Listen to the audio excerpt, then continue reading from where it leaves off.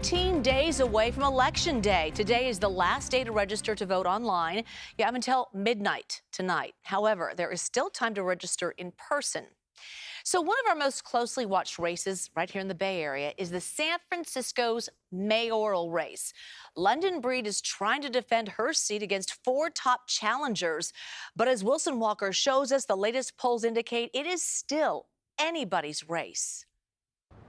You think back to when this race was taking shape, the conventional wisdom was that it was going to be a close race, ranked choice voting. Maybe that would allow a progressive outsider to slip past a raft of moderates. And since then, the conversation changed a number of times. Now here we are, just a couple weeks out from Election Day, and suddenly it looks like that first impression wasn't so far off. God bless America. Yeah, we're 2 weeks in, we're 2 weeks away. An early voting period as we get towards the election. For John Arntz and the San Francisco Department of Elections, this is the halfway point, and this milestone comes with two new polls in the city's closely watched mayoral race. The first, released by the Aaron Peskin campaign, shows the supervisor having leapt into a tie for first place votes with Daniel Lurie. Look, the other three candidates, all of them supported by billionaires who are pushing San Francisco in the wrong direction, have been busy tearing each other down. For Peskin, it would be something of a comeback, having been largely left out of the conversation for the last couple months. And there is some history to support the idea of a late progressive surge.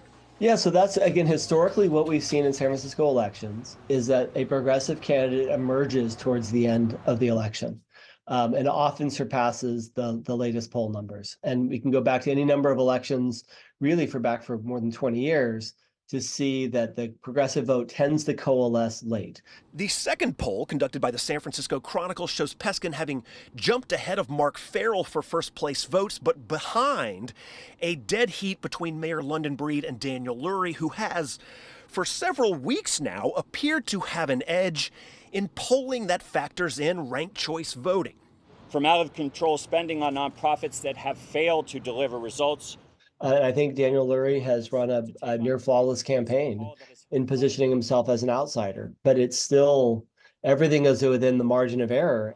And that brings us back to the elections office and something else that will play a huge role in this race, something we first started talking about back in April, and that is the consolidation of city elections. That means the mayor's race is going to get presidential turnout, which is a lot more votes. And voters have now had 2 weeks to cast votes in this election. But the total is less than what we would expect normally at this time for a presidential contest being on the ballot.